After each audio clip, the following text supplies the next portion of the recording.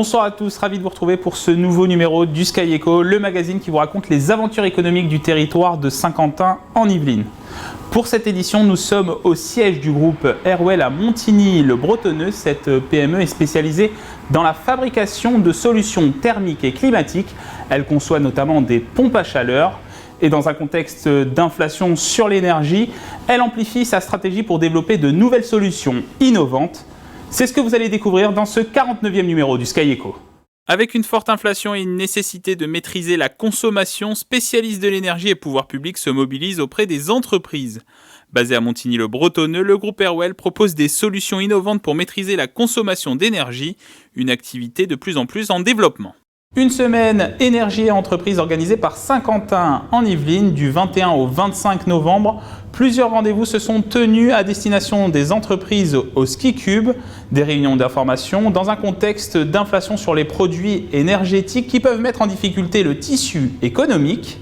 Alors, quelles sont les aides proposées par les pouvoirs publics? Quels sont les gestes que doivent adopter les collaborateurs en entreprise pour réduire leur consommation d'énergie? Regardez ce décryptage.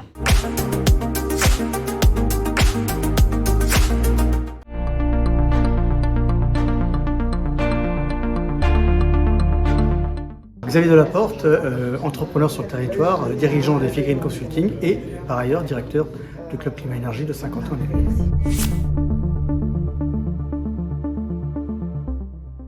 Alors, le Club Climat Énergie a maintenant presque 10 ans. C'est un écosystème cofondé par Saint-Quentin en Yvelines et les entreprises du territoire, chargé de proposer, de réfléchir à une sorte de think tank sur des solutions contribuant à la transition écologique et énergétique. Alors aujourd'hui, on fait face à un prix vraiment très élevé de l'énergie. Je pense que les entreprises ne s'y sont pas vraiment préparées. Aujourd'hui, elles sont plutôt dans une attitude de subir, or qu'elles pourraient être proactives.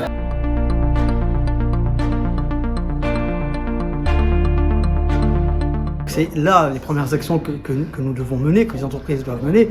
Alors quand elles le peuvent, évidemment, l'isolation des bâtiments et des actions parfois plus simples, peut-être moins onéreuses. Le changement de l'éclairage, par exemple, remplacer les tubes fluorescents par des LED, c'est quand même assez significatif. Mettre des capteurs qui ne sont pas forcément très onéreux dans certaines salles de réunion qui ne seraient pas utilisées sera aussi profitable pour réduire sa consommation d'énergie. De la même manière, des choses qui sont relativement simples auxquelles on ne pense pas, c'est de privilégier, quand on peut le faire, bien entendu, les connexions via le Wi-Fi plutôt que les 4G ou 5G qui sont également plus consommateurs.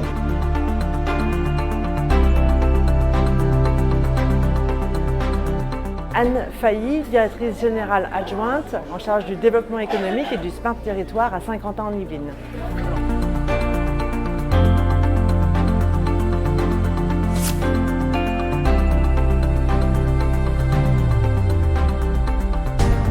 Et Saint-Quentin en Yvelines, comme nous l'avions fait pendant la mise en place des mesures d'accompagnement lors de la crise Covid, est aux côtés de son tissu d'entreprise pour pouvoir les informer, les sensibiliser sur l'ensemble des dispositifs, des aides, des appuis qui peuvent être mobilisés pour accompagner cette phase structurante pour leur développement et leur croissance. Nous avons édité un guide qui existe en format papier et qui sera téléchargeable et qui est téléchargeable sur le site internet de l'agglomération, qui regroupe donc tous les dispositifs d'aide et les mesures d'accompagnement pour les entreprises. Évidemment, dans ces moments de crise, c'est aussi des moments d'opportunité pour faire évoluer à la fois les process de fabrication pour qu'ils intègrent les enjeux énergétiques. Nous accompagnons à la fois les propriétaires et les locataires dans l'intégration de ces enjeux dans leur performance énergétique.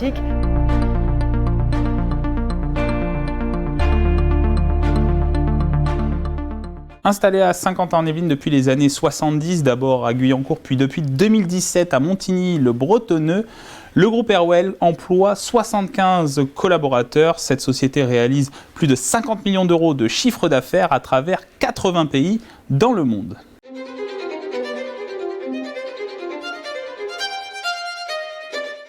Et pour parler de la stratégie et du développement de l'entreprise, nous sommes avec Laurent Rogel. Bonjour.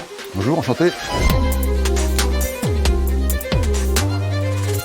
Alors, au vu du contexte actuel de l'inflation, comment évolue votre activité ?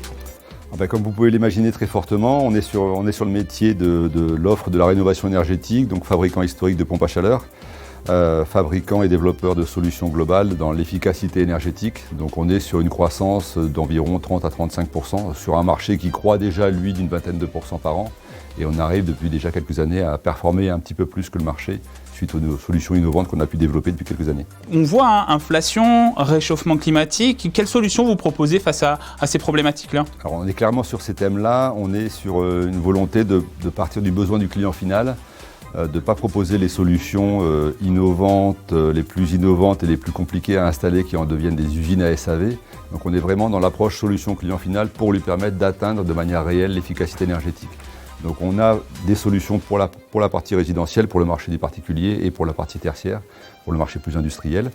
Autour du marché du résidentiel et du particulier, on est sur une solution globale qui intègre et une réponse à ses besoins de chauffage, de rafraîchissement, d'eau chaude, et un apport en énergie via des panneaux solaires, photovoltaïques ou thermiques, et aussi un apport en objets connectés, en data, pour créer des scénarios d'efficacité énergétique qui permettront après de créer des algorithmes apprenants d'efficacité énergétique. Donc on est sur la volonté de proposer une solution globale, partant du principe que l'efficacité ou la réduction des consommations énergétiques ne pourront venir que de l'ensemble, que du système, que de l'écosystème et pas du produit pompe à chaleur historique Airwell, voilà, qui ne suffit pas à donner une efficacité réelle. C'est efficace sur un banc d'essai, mais si vous voulez que pour le particulier ça soit efficace, il faut y intégrer un apport en énergie, de la data et du contrôle pour que l'ensemble soit efficace. Vous l'avez dit, historiquement, c'est la pompe à chaleur. Comment s'est faite la transition, justement, dans l'évolution de la société pour aller vers les autres solutions, finalement? Pas forcément simple, parce que alors, déjà, nous, on est un fabricant historique de pompes à chaleur, le premier fabricant européen de pompes à chaleur, créé après la guerre, en 1947. Donc il a fallu mener une véritable mutation interne pour transformer ce fabricant de produits en un développeur, fabricant, créateur d'écosystèmes qui parle au client final. Donc il a fallu y intégrer des nouvelles expertises qu'on n'avait pas forcément. Notre expertise, nous, c'est le froid, c'est la thermodynamique, ce n'était pas forcément l'intelligence artificielle, les objets connectés, ce n'était pas forcément le solaire, ce n'était même pas du tout le solaire. Mais il a fallu déjà construire une véritable expertise R&D, ingénierie sur ces nouveaux mondes. Et puis après, au niveau des forces commerciales, aussi, c'est pas la même chose de vendre un produit, de vendre une pompe à chaleur que de vendre un service ou une solution. Donc de la formation, accompagner nos collaborateurs et notre réseau d'installateurs, de partenaires distributeurs dans ces changements. Donc on a dû pour cela même créer un centre de formation Airwell Academy pour accompagner le changement de la filière, mais aussi en interne. Donc ça nécessite beaucoup plus que simplement rajouter une feuille dans un catalogue, c'est un vrai changement structurel. Alors justement, le gouvernement incite aujourd'hui les entreprises à mettre en place des plans sobriété énergétique auprès de leurs collaborateurs pour participer à cette économie d'énergie.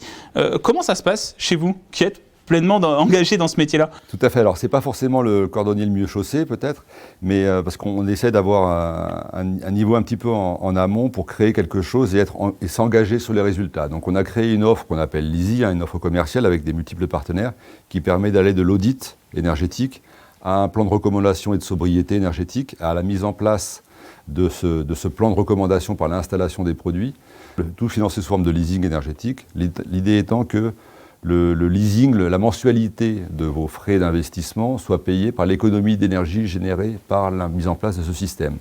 Donc c'est assez complexe, il a fallu y intégrer plusieurs briques qui n'étaient pas les nôtres. Donc on travaille avec Bureau Veritas par exemple pour la partie audit, on travaille avec un partenaire pour la partie borne de recharge des voitures, on travaille avec un autre partenaire pour la partie éclairage, parce que quand on veut parler de rénovation globale, il faut avoir de l'expertise globale et on ne peut pas tout faire, on n'est pas légitime à tout faire.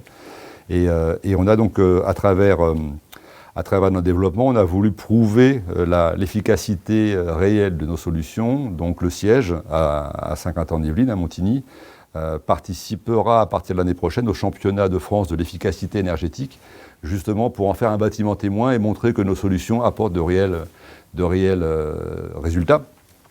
Donc tout ça, ça permet, le fait de participer à ce championnat de France, entre guillemets, ça permet d'embarquer aussi les équipes, d'embarquer l'ensemble de notre société, d'abord dans des changements de produits, de conception, puis dans des changements comportementaux, qui permettront après une amélioration continue. Parce que c'est bien d'atteindre un objectif de réduction, mais après il y a toujours des points à gagner sur le changement comportemental. Alors avant d'aller rejoindre Alexandre Henté, votre chef de produit, qui va nous expliquer justement les différentes solutions, rentrer dans les détails techniques, un dernier mot, parce qu'en septembre dernier, votre entreprise est cotée, a été introduite en bourse, cotation Euronext. Pourquoi quelle est la stratégie derrière cette introduction en bourse? L'objectif était de financer cette croissance, de financer ce développement. Donc on a des réussites, mais on a besoin de partenaires financeurs pour nous accompagner. Donc les 3 objectifs majeurs de cette introduction en bourse étaient de récupérer du financement et de faire des levées de fonds pour 3 objectifs principaux. Donc une croissance externe, donc les réussites qu'on peut avoir en métropole, l'objectif étant de le dupliquer aussi sur d'autres pays. On est présent dans 80 pays. Donc l'idée étant de faire des acquisitions ou renforcer notre présence dans certains marchés internationaux. La deuxième partie était d'accélérer encore un petit peu notre expertise et notre montée en compétences autour des métiers de la data, l'intelligence artificielle, les objets connectés, donc de vraiment recruter et construire une plateforme R&D dédiée à cette offre-là et à cette expertise-là. Et la troisième partie était de se renforcer aussi sur ce qui va devenir un élément clé de notre développement, à savoir le service. Notre offre servicielle exige un niveau de qualité de service optimum. Et pour cela, on a l'obligation de prendre un peu plus la main sur la partie maintenance et services. Donc on a aussi des projets de croissance externe à ce niveau-là. Merci Laurent Le Rogel. C'est un plaisir, merci à vous. Je rappelle que vous êtes le dirigeant du groupe Airwell et donc on va rejoindre tout de suite Alexandre Rente qui va nous expliquer justement les solutions innovantes sur lesquelles vous vous engagez actuellement.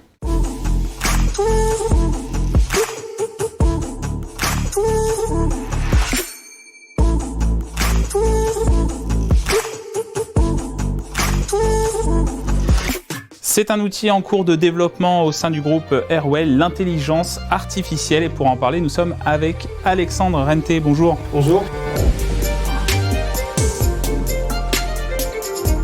Alors, comment est utilisée aujourd'hui l'intelligence artificielle dans vos solutions? Alors en fait, c'est assez simple. On avait tendance à se focaliser sur le produit, sachant qu'aujourd'hui, tous les produits sont plus ou moins efficaces. On a souhaité y agréger cette intelligence artificielle afin d'optimiser la consommation électrique du foyer. Concrètement, qu'est-ce que ça donne? Bon, qu'est-ce que ça donne aujourd'hui? Vous savez qu'on propose des produits de climatisation, de chauffage, ainsi que de la production d'électricité via les panneaux solaires. Donc l'objectif, c'est de faire communiquer tout cet environnement ensemble et de pouvoir, en fonction en fait, de la production d'électricité des panneaux par exemple, actionner ou non certains systèmes thermodynamiques afin d'optimiser la consommation d'énergie. Et finalement, ces solutions participent à la lutte contre le réchauffement climatique. Tout à fait, l'objectif étant d'avoir un maximum d'énergie renouvelable au sein de l'Union européenne. Alors je disais, l'intelligence artificielle, là vous êtes en cours de développement, mais vous pensez déjà à l'étape d'après? Quelles sont les réflexions en cours aujourd'hui chez Airwell? De toute façon, ce développement va être sur du long terme, il va être en constante amélioration, en fait via différents algorithmes que nous allons développer au fil des années. Donc ce projet finalement n'a pas vraiment de fin. Merci Alexandre Rente. Avec plaisir. Je rappelle que vous êtes le chef produit au sein du groupe Airwell. C'est la fin de ce numéro, merci de l'avoir suivi et on se quitte sur ces images du Duo-D chez Safran Aérosystèmes à plaisir. Le principe, un collaborateur volontaire forme un duo avec une personne en situation de handicap. Objectif, faire découvrir son métier et faciliter l'inclusion. Les images sont signées Julien Leroy. À bientôt sur TV78.